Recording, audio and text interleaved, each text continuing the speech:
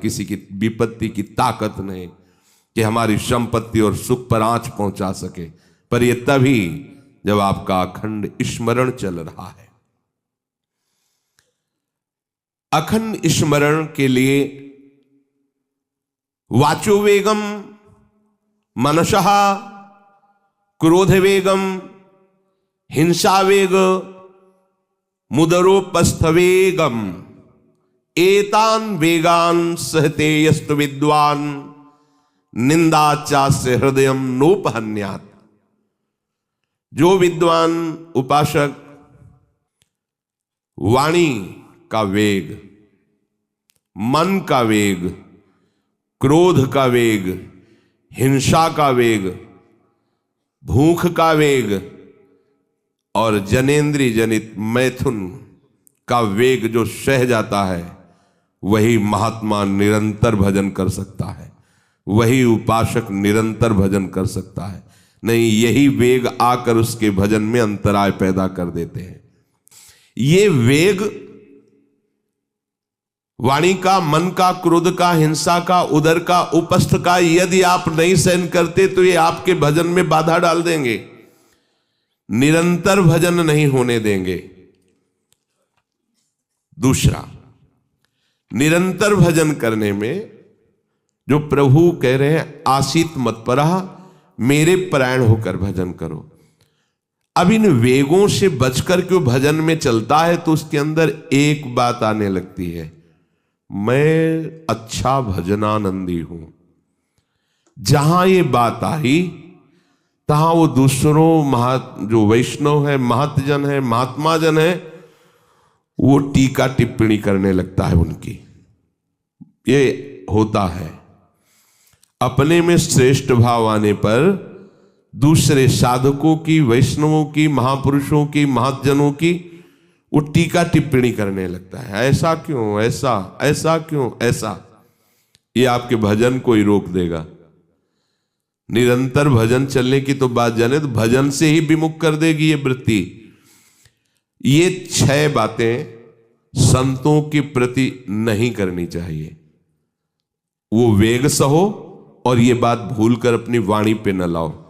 बास निरूपण, किसी भी संत महात्मा वैष्णव के विषय में ऐसा कहना, ये तो महलों में रहते हैं या ये तो गांव में रहते हैं, ये तो इनको तो गंगा किनारे या स्मशान में कहीं खंडहर में रहना चाहिए, बाबा जी हैं ऐसे वैसे। वास निरूपण करना, तभी जब अहम जागृत होता है तो संतों के प्रति टीका टिप्पणी शुरू हो जाती है। वास निरूपण, किसी भी संत महात्मा वैष्णव के प्रति उसके वास के विषय में बोलना। दूसरा, ज्ञान निरूपण, किसी संत वैष्णव के प्रति ऐसा, ये पढ़े लिखे तो है नहीं, शास्त्रों का इनको ज्ञान तो है नहीं, भेष बना लिया, बस पेट भरण पोषण के लिए घूम रहे, कोई इनको ज्ञान तो है नहीं। क्या भजन करेंगे, क्या विचार करेंगे जब इनको पढ़े ही नहीं है, शास्त्रों का ज्ञान नहीं है, तो क्या ये भजन करेंगे। ज्ञान निरूपण। तीसरा, जाति निरूपण, अच्छा ये अमुक जाति के हैं, हाँ तभी चाहे जितना बेस रख ले, नीच जाति का तो नीचे जाति का रहेगा ना। ऐसा महान अपराध, ऐसा सोचना, ऐसा बोलना, ऐसा देखना, ये महत अपराध है। और ये हम लोग ध्यान नहीं देते, फिसल जाते हैं।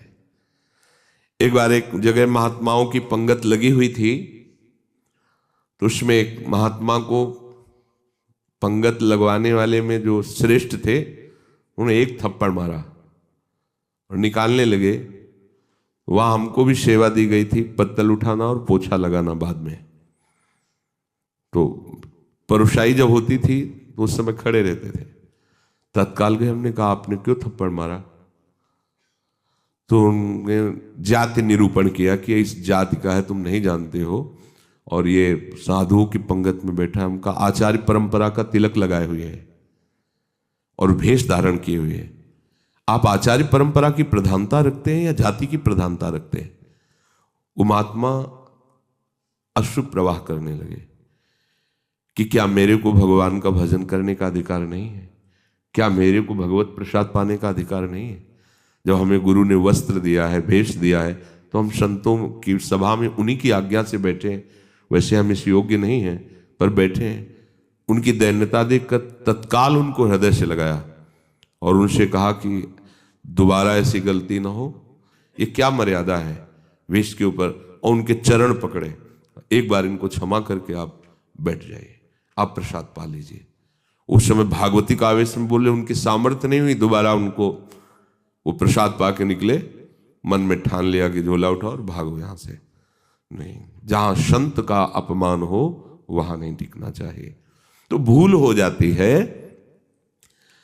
राजसूय यज्ञ में भगवान ब्रह्मा से लेकर के सब ईश्वर कोटि के महापुरुष पधारे थे, जिसमें स्वयं सर्वेश्वर भगवान श्री कृष्ण विराजमान थे।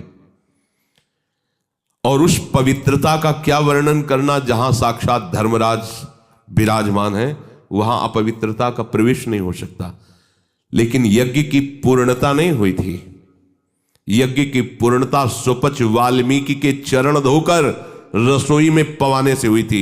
स्वयं भगवान श्री कृष्ण चंद्रजू ने ऐसा आदेश किया था, जिन्होंने स्वयं गीता जी में कहा, चातुर्वर्णम मया सृष्टा गुण कर्म विभागशः।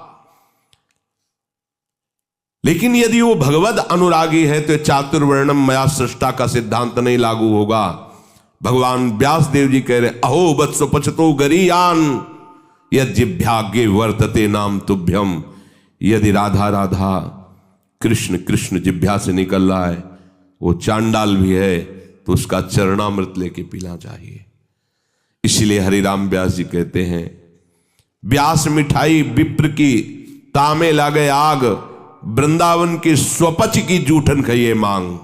व्यास रसिक तेई बड़े ब्रजते अनत न जाए, वृंदावन की स्वपच लो जूठन मांगे खाएं। ये जाति निरूपण संत के प्रति करना महत अपराध है। और ये जब जाति का अभिमान बना हुआ है तो भगवत दासत्व का अभिमान कैसे आ सकता है? किसी भी मार्ग में हो, आगे चल करके सब लय हो जाता है। ये देहाभिमान के अंतर्गत आता है। देह ही तो जन्मी है जाति में, ये स्वरूपाभिमान थोड़ी है, ये देहाभिमान ही है। इसलिए वैष्णव के सबके एक ही गोत्र है, अच्युत गोत्र। अपने सब रसिकों के एक ही गोत्र है, हरिवंश गोत्र। अगर हम जाति पक्ष में चले जाएंगे तो भगवत पक्ष से हट जाएंगे। तहां जाति कुल नहीं विचार, कौन सुत्तम कौन गंवार, सार भजन हरिवंश को।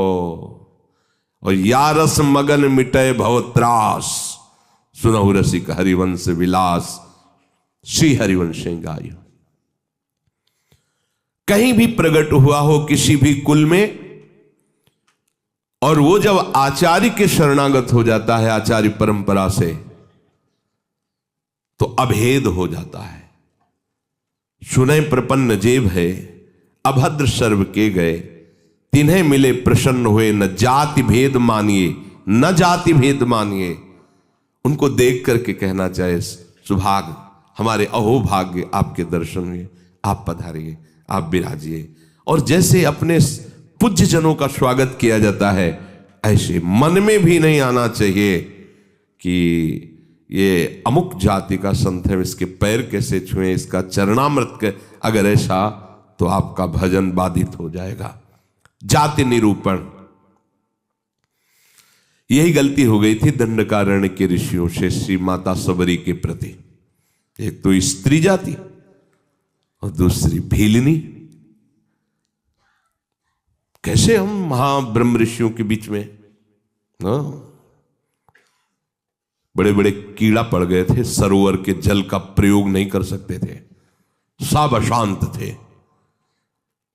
और भगवान श्री राम ने माता सबरी को सौभाग्य दिया ऐसा जो ब्रह्म ऋषियों को भी नहीं मिला। इसलिए कभी किसी संत के जाति निरूपण न करें। ये बिल्कुल देखो, हम सब प्रभु के अंश हैं। कर्म के अनुसार शरीर में आए, कर्म के अनुसार कुल में जन्मे, लेकिन हमको वो लेके थोड़ी बैठना है। हमको तो अपने प्रीतम के पास जाना है। हम ये कुल कर्म को लेके, जाति धर्म को लेकर के, शरीर को लेकर बैठे रहेंगे तो अगला जन्म निश्चित हो जाएगा। हमें प्रभु के पास जाना है। जो ही ये बात सोचकर आगे बढ़े तो आप केवल प्रभु के हो गए, खत्म खेल। बस सृष्टि चक्र के खेल के लिए है चातुर्वर्णम। भगवत मार्ग में जे ही आरूढ़ हुए तो वो शरीर राग हटा, भगवत अंश हो। जितने ब्रह्मा जी पवित्र हैं उतने तुम्हारा स्वरूप पवित्र है। जो भगवान शंकर का स्वरूप है वही तुम्हारा स्वरूप है। स्वरूप में अंतर नहीं है, अंतर है देह में। स्वरूप तो सबका एक ही है, भगवत स्वरूप है, सब आत्मस्वरूप है। चौथा, वृत्ति निरूपण। किसी महात्मा को देख के कहना है ना हाथ में माला है, हमें खास तो भजनानंदी तो लगते नहीं, पड़े रहते हैं, इधर खाते उधर खाते, भंडारा खाते, डोलते हैं। बिल्कुल नहीं। तुम क्या जानो, क्या जानो कौन सी क्या वृत्ति है। एक भजन की ऐसी भी वृत्ति होती है जिसमें माला विक्षेप होता है।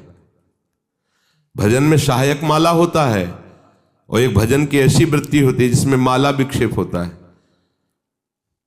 अगर कभी उत्साहपूर्वक ले भी लिया जाए तो 10-5 मिनट से ज्यादा नहीं चलेगा और रख जाएगा। स्वाभाविक छाया हुआ है। अब वहां मन का चलाए तो विक्षेप पड़ रहा है, गिनती करे तो विक्षेप पड़ रहा है, चल रहा है। अब आप क्या जाने, आप माला देख के तो जान जाते हैं कि जप हो रहा है, लेकिन बैठे हैं, टहल रहे हैं, तो आपको लगा खाली टहल रहे हैं। नहीं, ऐसा नहीं। संतों को जानना बड़ा कठिन होता है। एक बार गुरु जी की सेवा में सुकुमारी शरण थे, जे ही लाडली कुंज में प्रवेश हुए तो महाराज जी का दुर्गंध आ रही। ऐसे देखा और कहा, वैष्णव अपराध करके आ रहे हो क्या? तो महाराज जी हम साबुन लगा के नहीं नहाते तो शायद शरीर से दुर्गंध। बोले वो दुर्गंध नहीं, ये वैष्णव अपराध की दुर्गंध है। गुरुदेव ने कहा, महाराज जी सावधान रहते हैं, कोई वैष्णव अपराध तो नहीं, हमें महसूस हो रही है। आप पहले वहीं खड़े रहिए, बताइए क्या वैष्णव अपराध किया है। भजन का क्या प्रभाव होता है, बहुत सूक्ष्म है, बहुत सूक्ष्म। महापुरुषों के हृदय से ही पता चलता है ना।